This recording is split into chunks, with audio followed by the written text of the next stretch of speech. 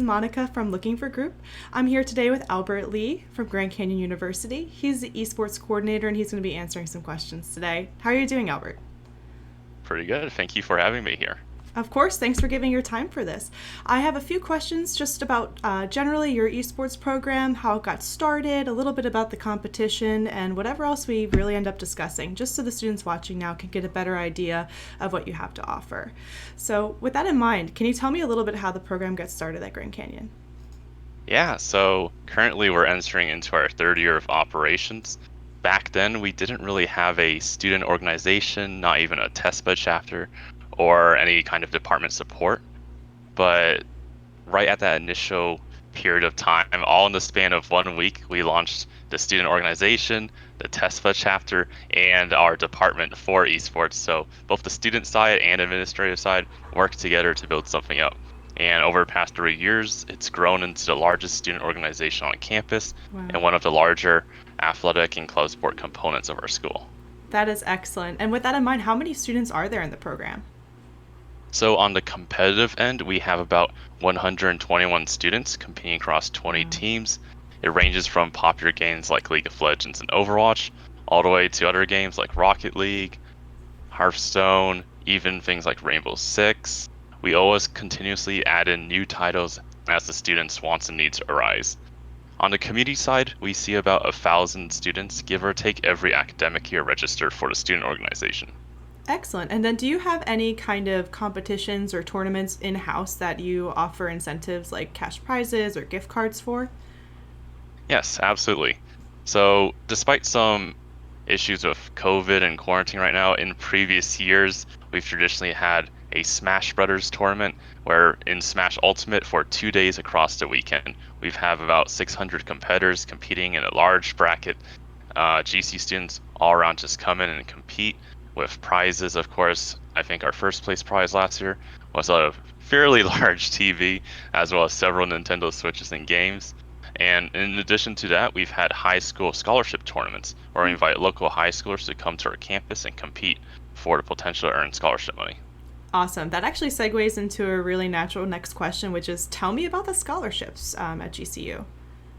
So currently, we scholarship Overwatch and League of Legends. So our Overwatch varsity team and League of Legends varsity team both have a part-time coach, and they're both scholarshiped, both the starters and substitutes.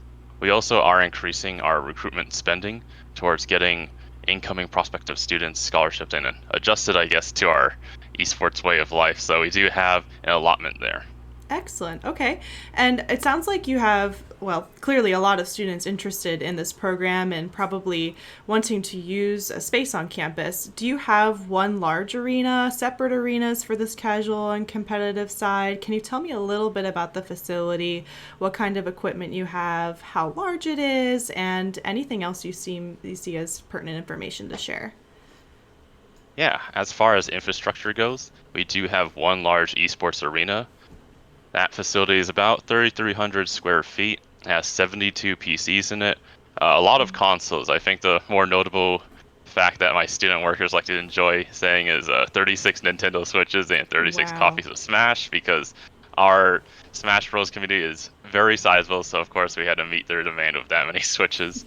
All the PCs are relatively high spec, so they can run all games at max graphics. We have six out of those 72 as kind of our overkill, high end, high spec PCs on a stage setup for production capabilities and for our more competitive teams to broadcast their live competition on.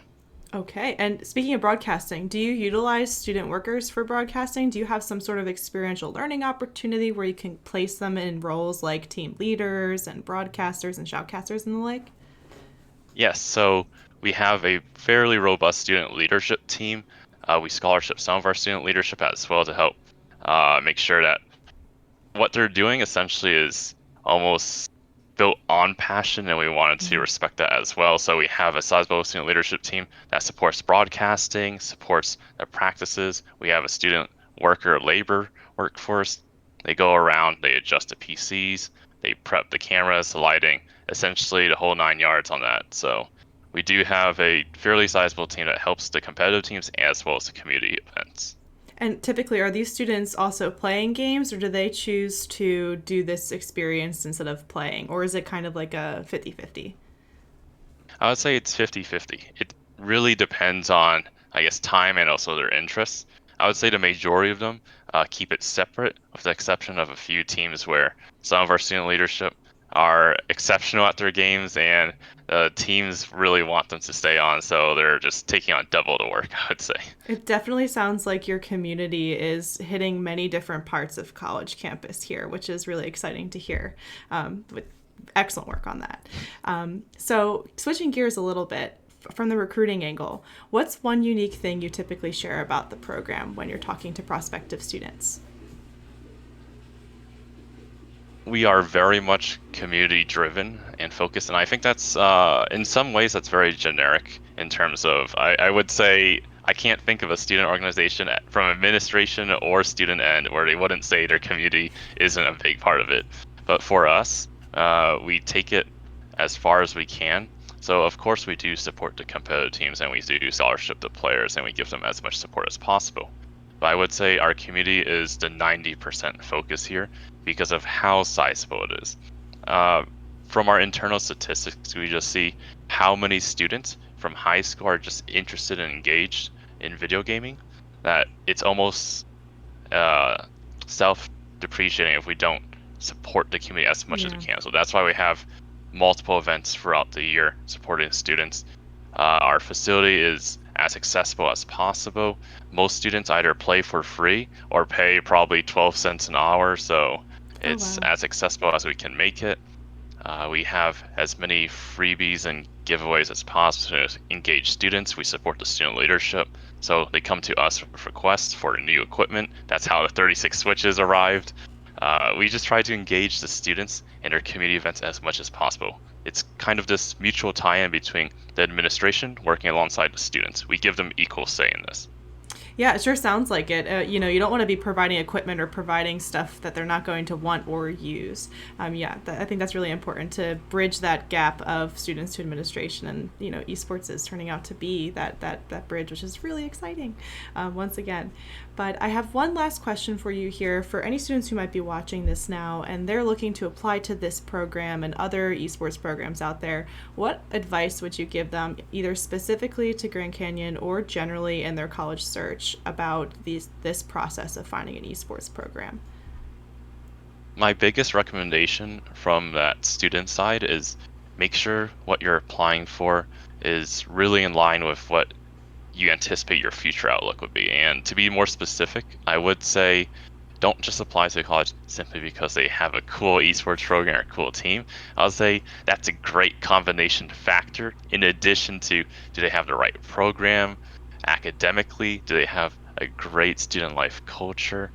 And in your application, I want all of you to emphasize, make sure that you show your passion for not just your esports craft, but your academic pursuits and what do you want to do in life, right? Like, where are you going with this?